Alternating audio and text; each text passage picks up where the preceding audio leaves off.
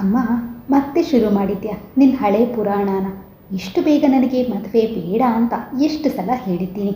ನಾನು ಮುಂದೆ ಇನ್ನೂ ಓದಬೇಕು, ಡಬಲ್ ಗ್ರ್ಯಾಜುಯೇಟ್ ಆಗಬೇಕು. ಸುಜಾತ ಅಮ್ಮನ ಬಳಿ ಬಂದು ಅವರ ಕೈ ಹಿಡಿದುಕೊಳ್ಳುತ್ತಾ ಬಲು ಪ್ರೀತಿಯಿಂದ ಹೇಳಿದಳು. ಅಲ್ಲಮ್ಮ, ಈ ಹುಡುಗನಲ್ಲಿ ನೀನು ಏನು ದೋಷ ಕಂಡೆ? ಹುಡುಗ BE ಮುಗಿಸಿ ಉನ್ನತ ಖಾಸಗಿ ಕಂಪನಿಯಲ್ಲಿ ಇಂಜಿನಿಯರ್, ಉತ್ತಮ ಸಂಬಳ, ಅನುಕೂಲಸ್ಥ ಮನೆತನ, ಹೈಫೈ ಫ್ಯಾಮಿಲಿ. ನಿನ್ನ ತಂದೆಯ ಗೆಳೆಯರಿಗೆ ಬಹು ಪರಿಚಿತರ ಮಗನಂತೆ. ಒಳ್ಳೆಯ ಆದಾಯದ ಜೊತೆಗೆ ಈ ಕಾಲಕ್ಕೆ ತಕ್ಕಂತೆ ಬೇಕಾದ ಅನುಕೂಲಗಳಿವೆ. ನೋಡೋಕ್ಕೆ ಬಹಳ ಸ್ಮಾರ್ಟ್ ಅಲ್ಲದಿದ್ದರೂ ತೀರಾ ತೆಗೆದುಹಾಕುವ ಹಾಗಿಲ್ಲ. ಅವರ ಮನೆಯಲ್ಲಿ ಬೇಕಾದಷ್ಟು ಆಳು ಕಾಳು ತುಂಬಿದ್ದಾರೆ. ನೀನು ಆ ಮನೆಯಲ್ಲಿ ಮಹಾರಾಣಿ ಆಗಿರಬಹುದು. ಇಂತಹ ಒಳ್ಳೆಯ ಹುಡುಗ ಸಿಕ್ಕಿರುವಾಗ ಈ ಅವಕಾಶ ಯಾರಾದರೂ ಕಳೆದುಕೊಳ್ಳುತ್ತಾರೆಯೇ? ತಾಯಿ ಲಲಿತಮ್ಮ ಮಗಳ ಕೆನ್ನೆ ತಟ್ಟುತ್ತಾ ಅವಳನ್ನು ಓಲೈಸಲು ನೋಡಿದರು. ಅಮ್ಮನ ಕೊರಳಿಗೆ ಕೈ ಸುತ್ತಿಕೊಳ್ಳುತ್ತಾ ಸುಜಾತ, ಅಮ್ಮ, ದಯವಿಟ್ಟು ನನ್ನ ಮಾತು ಅರ್ಥ ಮಾಡ್ಕೊ. ಯಾರದ್ದೋ ಆಸ್ತಿ ನನಗೆ ಮುಖ್ಯ ಅಲ್ಲ. ನಾನು ಕಲಿತ ವಿದ್ಯೆಗೆ ಉತ್ತಮ ನೌಕರಿ ಸಿಗಬೇಕು. ನನ್ನ ಕಾಲ ಮೇಲೆ ನಾನು ನಿಲ್ಲಬೇಕು. ಆಮೇಲೆ ಈ ಮದುವೆಗಿದ್ವೆ. ಮಹಾಸ್ವಾಭಿಮಾನಿಯಾದ ನುಡಿಗಳು ಅವಳದು. ಅವಳು ತಾಯಿಯನ್ನು ಒಪ್ಪಿಸಿ ತಂದೆಯನ್ನು ವಿರೋಧಿಸಲು ಹರಸಾಹಸ ಮಾಡ್ತಾ ಇದ್ಲು. ಅಮ್ಮ ತಾನಾಗಿ ಬೇಡ ಎಂದು ಅಪ್ಪನ ಮುಂದೆ ಹೇಳಿದಾಗ ಮಾತ್ರ ಈ ಸಂಬಂಧದಿಂದ ತನಗೆ ಬಿಡುಗಡೆ ಎಂದು ಅವಳಿಗೆ ಗೊತ್ತಿತ್ತು. ಸುಜಿ, ಒಂದು ಕೆಲಸ ಮಾಡು. ನೀನು ಆ ಹುಡುಗನ ಜೊತೆ ಒಮ್ಮೆ ನಿಧಾನವಾಗಿ ಮಾತನಾಡು. ನಿಮ್ಮಿಬ್ಬರ ಅಭಿಪ್ರಾಯ ಏನು ಅಂತ ಗೊತ್ತಾಗುತ್ತದೆ. ಹಠ ಹಿಡಿದ ಮಗಳನ್ನು ಒಪ್ಪಿಸಲು ತಾಯಿ ಕೊನೆಗೆ ಈ ಅಸ್ತ್ರ ಪ್ರಯೋಗಿಸಿದರು. ತಿದ್ದಿ ತೀಡಿದ ಕಣ್ಣು ಮೂಗಿನ ಸುಜಾತ ಲಕ್ಷಣವಾದ ದಂತದ ಮೈಬಣ್ಣದ ಹುಡುಗಿ. ಸಂಗೀತ ಕಲಿತಿದ್ದು ಕಲಿಕೆಯಲ್ಲಿ ಗೋಲ್ಡ್ ಮೆಡಲಿಸ್ಟ್ ಆಗಿದ್ದಳು. MSc ಮುಗಿಸಿ ಇದೀಗ PhD ಸೇರಲು ತಯಾರಿ ನಡೆಸಿದ್ದಳು. ಅವರ ನೆಂಟರಿಷ್ಟರು ಪರಿಚಿತರು ಎಲ್ಲರೂ ಸುಜಾತಾಳ ಸರಳ ವ್ಯಕ್ತಿತ್ವ, ಸ್ನೇಹಮಯ ಗುಣ, ಸ್ವಭಾವಗಳಿಂದ ಬಹಳ ಪ್ರಭಾವಿತರಾಗಿದ್ದರು. ಗುಂಪಿನಲ್ಲಿ ನಾಲ್ವರ ಮಧ್ಯೆ ಅವಳು ಸದಾ ಕೇಂದ್ರ ಬಿಂದುವಾಗಿ ಆಕರ್ಷಣೆ ಗಳಿಸ್ತಾ ಇದ್ಲು. ಅಮ್ಮನ ಮಾತು ತಳ್ಳಿ ಹಾಕಲಾರದೆ ಅವಳು ಆ ಅನುಕೂಲಸ್ಥರ ಸುಧೀರ್ನನ್ನು ಭೇಟಿಯಾಗಲು ನಿರ್ಧರಿಸಿದಳು. ಆ ಹುಡುಗ ತಾನು ಅಂದುಕೊಂಡದ್ದಕ್ಕಿಂತ ಸ್ಮಾರ್ಟ್ ಆಗಿದ್ದಾನೆ ಎನಿಸಿತು. ಹೀಗೆ 3-4 ಸಲ ಭೇಟಿಯಾಗಿ ಔಪಚಾರಿಕ ಮಾತುಕತೆ ನಡೆಸಿದಾಗ ಸುಧೀರ್ ಇವಳಿಗೂ ಇಷ್ಟವಾಗತೊಡಗಿದ. ಅದಾದ 2-3 ವಾರಗಳಲ್ಲಿ ಅವಳಿಗೆ ಒಂದು ಖಾಸಗಿ ಕಾಲೇಜಿನಲ್ಲಿ ಗಣಿತದ ಪ್ರಾಧ್ಯಾಪಕಿಯಾಗಿ ಕೆಲಸ ಸಿಕ್ಕಿತು. ಉನ್ನತ ಹುದ್ದೆ, ಉತ್ತಮ ಸಂಬಳ. ಅವಳು ಪ್ರಗತಿ ಪಥದಲ್ಲಿ ಮುಂದುವರಿಯಲು ಮೊದಲ ಮೆಟ್ಟಿಲಾಯಿತು. ಇವರ ಮದುವೆ ಕುದುರಿದ್ದರಿಂದಲೇ ಅವಳಿಗೆ ಸಲೀಸಾಗಿ ಕೆಲಸ ಸಿಕ್ಕಿತು ಎಂದು ಎಲ್ಲರೂ ಭಾವಿಸಿದರು. ಮೊದಲು ಲಗ್ನ ಪತ್ರಿಕೆ ಶಾಸ್ತ್ರ ನಡೆದು ಹೋಗಲಿ, ಆಮೇಲೆ ಅವಳು ಕಾಲೇಜಿನ ಕೆಲಸಕ್ಕೆ ಸೇರಲಿ ಎಂಬುದು ತಾಯಿ ತಂದೆಯರ ಅಭಿಪ್ರಾಯ.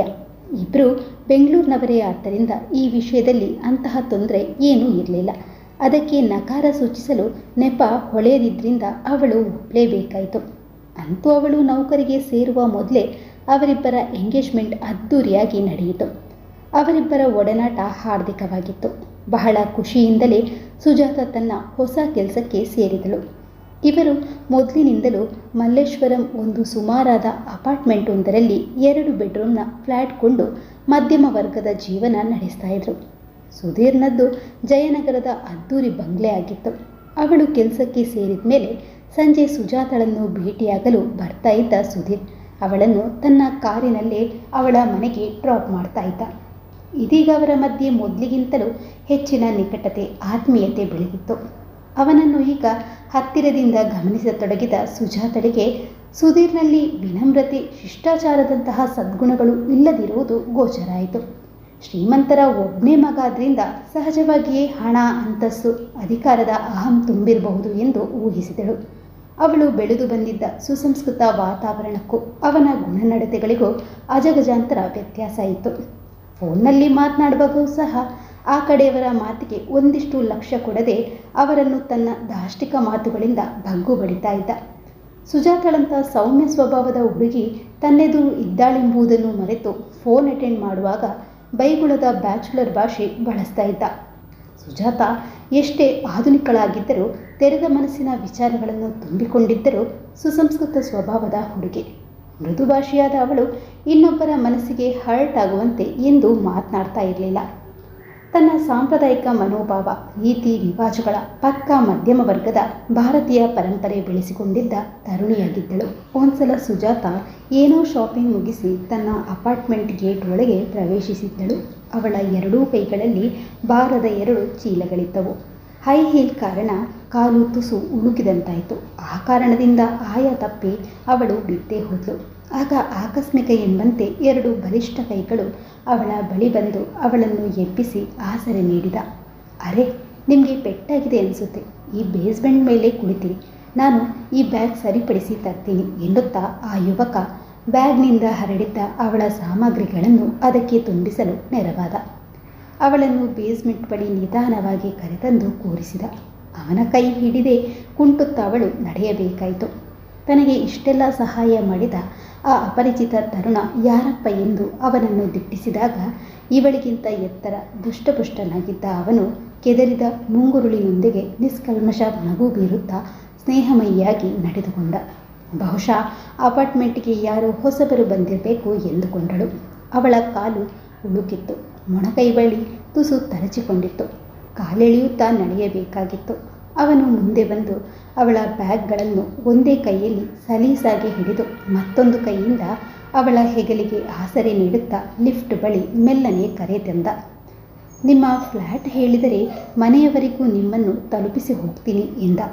ಅವಳು ಶಿಷ್ಟಾಚಾರಕ್ಕೆ ಥ್ಯಾಂಕ್ಸ್ ಹೇಳಿ ಮೆಲ್ಲನೆ ಕುಂಟುತ್ತಲೇ ಅವನ ಜೊತೆ ನಡೆದಳು. ಅವನಿಗೆ ಏನನಿಸಿತ್ತು?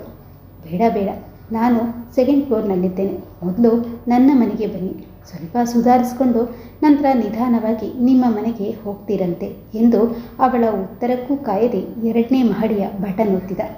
ಸಂಕೋಚಕ್ಕೆ ಒಳ ಹೋಗಿದ್ದ ಅವಳು ವಿರೋಧಿಸಲು ಹೋಗಲಿಲ್ಲ.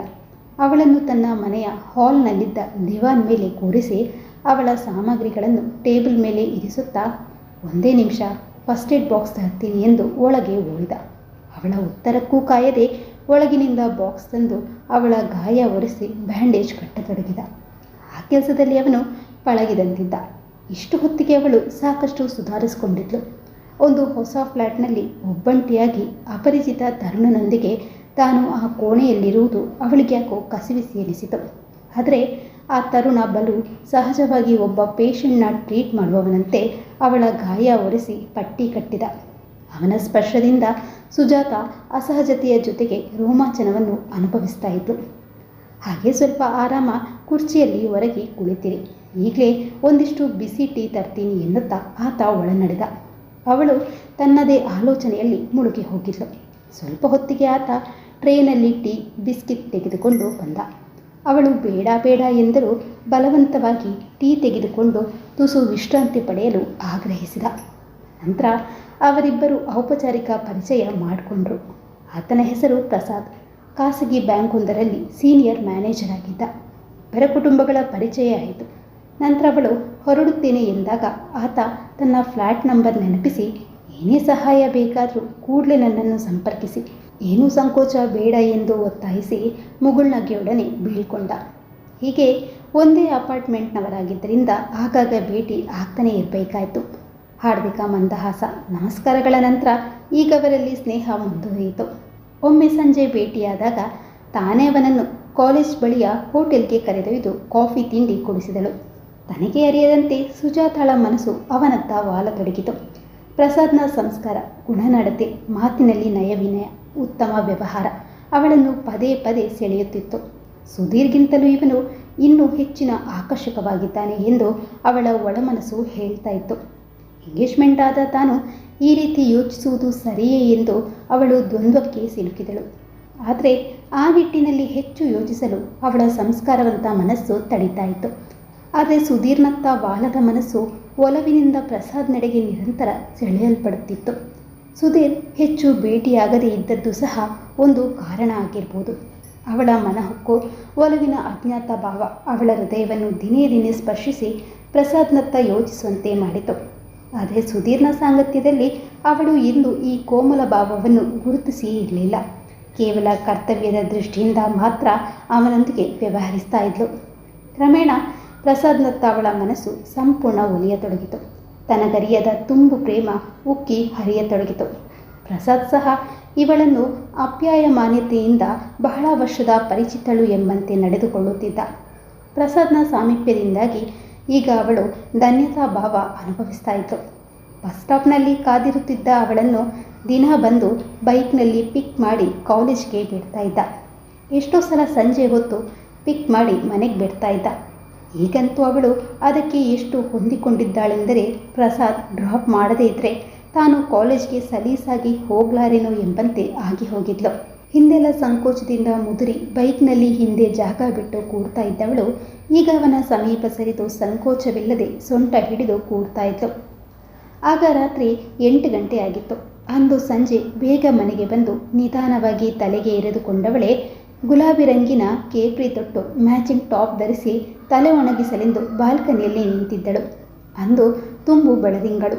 ಅಂದು ಅವಳು ಬೆಳದಿಂಗಳ ಬಾಲೆಯಂತೆ ಮನೋಹರವಾಗಿ ಕಾಣ್ತಾ ಇದ್ಳು. ಕುತ್ತಿಗೆಗೆ ಅಚ್ಚ ಬಿಳುಪಿನ ಮುತ್ತಿನ ಮಾಲೆಯನ್ನು ಧರಿಸಿದ್ದಳು. ಇಂದು ಅವಳು ಬಹಳ ಖುಷಿಯಾಗಿದ್ಳು.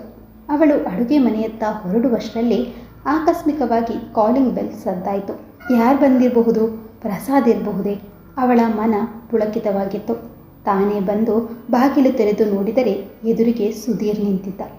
ಓ ಸುಧೀರ್, ನೀವು ಬನ್ನಿ ಬನ್ನಿ ಎಂದು ಒಳಗೆ ಕರೆದಳು.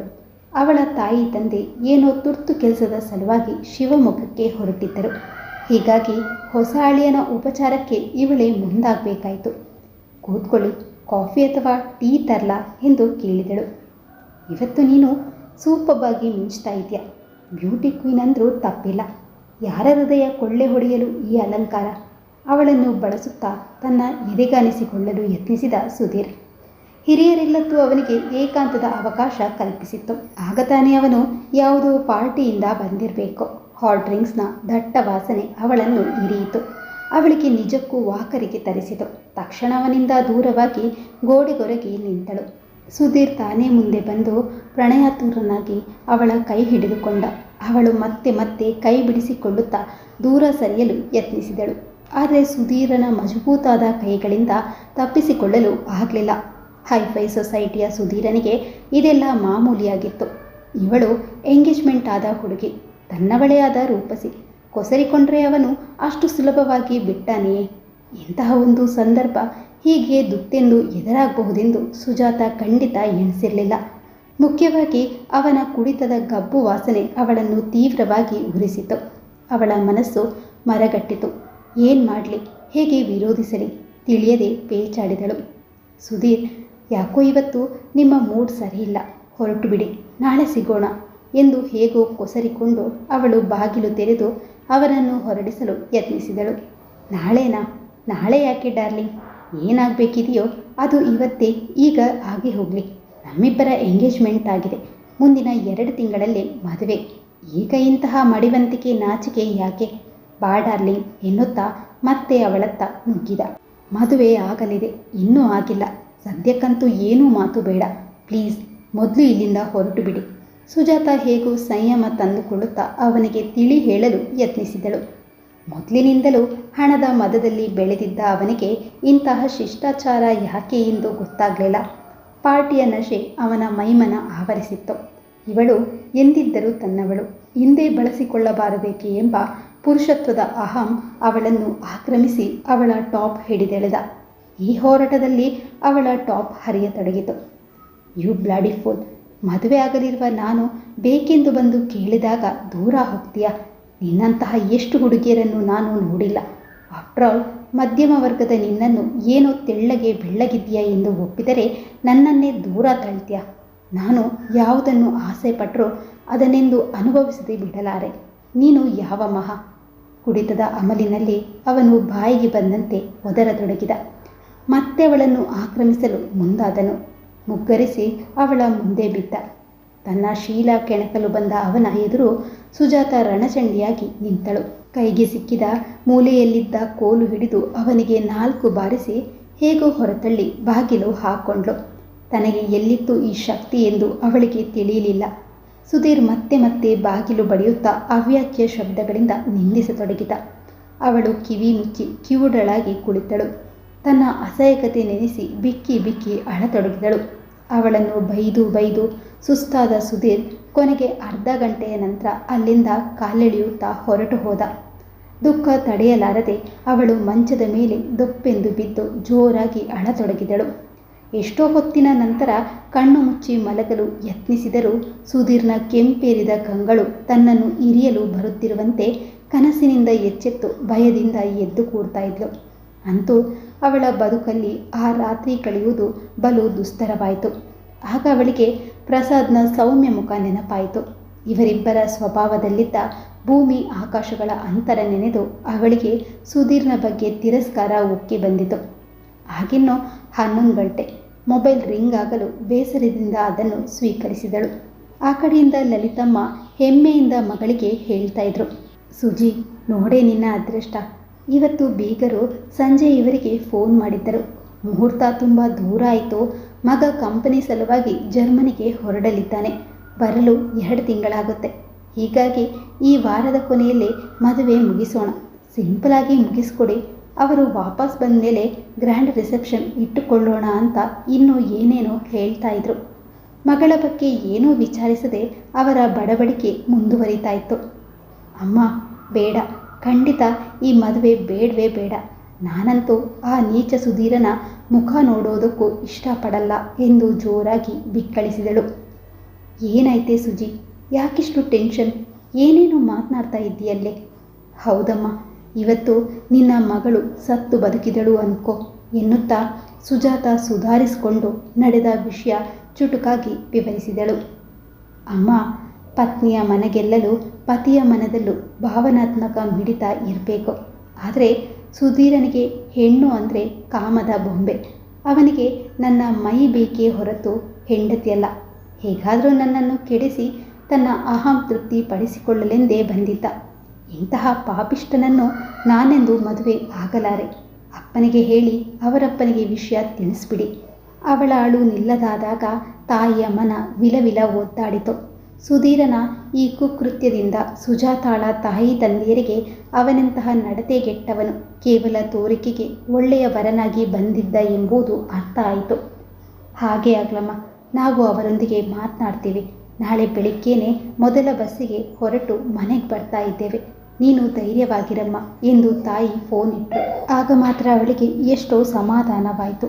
ಇದ್ದುದರಲ್ಲಿ ತುಸು ಧೈರ್ಯ ತಳೆದು ಒಂದಿಷ್ಟು ನೀರು ಕುಡಿದು ಬಂದು ಮಲಗಿದಳು. ಇಡೀ ರಾತ್ರಿ ಅವಳಿಗೆ ನಿದ್ದೆ ಬರಲಿಲ್ಲ. ಹಿಂದಿನ ವಾರ ಆಫೀಸ್ ಕೆಲಸದ ನಿಮಿತ್ತ ಪ್ರಸಾದ್ ಮುಂಬೈಗೆ ಹೊರಟಿದ್ದ. ಅವನು ಮಾರನೇ ದಿನ ಬರುವವನಿದ್ದ. ಅಂದು ಅವನನ್ನು ಭೇಟಿಯಾದ ಸುಜಾತ ಸಂಜೆ ಮರೆಯದೆ ಕಾಲೇಜ್ ಬಳಿ ಬರಲು ಹೇಳಿದಳು. ಸಂಜೆ ಅವರು ಭೇಟಿಯಾದಾಗ ಪಾರ್ಕ್ನಲ್ಲಿ ಕುಳಿತ ಸುಜಾತ ಬಿಕ್ಕಿ ಬಿಕ್ಕಿ ಅಳುತ್ತಾ ಪ್ರಸಾದ್ನ ಕೈ ಹಿಡಿದು ಎಲ್ಲ ವಿಷಯ ತಿಳಿಸಿದಳು. ಅವಳಿಗೆ ಎಂಗೇಜ್ಮೆಂಟ್ ಆಗಿತ್ತು ಎಂಬುದು ಅವನಿಗೆ ತಿಳಿದಿರಲಿಲ್ಲ. ಅವಳನ್ನು ಎದೆಗಾನಿಸಿಕೊಂಡ ಪ್ರಸಾದ್ ಅವಳಿಗೆ ಸಂಪೂರ್ಣ ಧೈರ್ಯ ತುಂಬಿದ. ಇದೊಂದು ಕೆಟ್ಟ ಕನಸು ಎಂದು ಮರೆಯಲು ತಿಳಿಸಿದ. ಅವರ ಅನುರಾಗ ದೃಢವಾಗಿ ಬೆಳೆಯಿತು. ಮುಂದಿನ 2 ತಿಂಗಳ ನಂತರ ಅದೇ ಮುಹೂರ್ತದಲ್ಲಿ ಇವರ ಮದುವೆ ನಡೆಯಿತು. ಈ ಕತೆ ನಿಮ್ಗೆ ಇಷ್ಟ ಆಗಿದೆ ಅಂತ ಅಂದ್ಕೊಂಡಿದ್ದೀನಿ. ಇಷ್ಟ ಆಗಿದ್ದರೆ ವಿಡಿಯೋಗೊಂದು ಲೈಕ್ ಹಾಗೂ ಕಮೆಂಟ್ ಮಾಡೋದನ್ನ ಮರಿಬೇಡಿ. ಹಾಗೆ ಪ್ಲೀಸ್ ಸಬ್ಸ್ಕ್ರೈಬ್ ಕೂಡ ಮಾಡಿಕೊಡಿ. ಧನ್ಯವಾದಗಳು.